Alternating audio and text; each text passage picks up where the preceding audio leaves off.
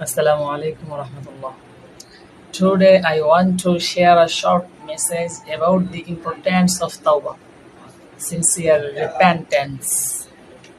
Tawbah is a beautiful gift from Allah.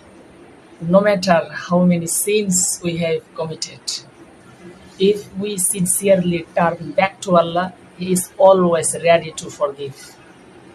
The Prophet Muhammad sallallahu alaihi wasallam says, "Every sons of Adam sins, and the best of sinners are those who repent." So never lose hope in Allah's mercy. Tawbah not only weeps out our sins, but also brings us closer to Allah. So let's make Tawbah a daily part of our lives. May Allah accept our repentance and keep our hearts firm on His path. If you found this reminder beneficial, don't forget to share it.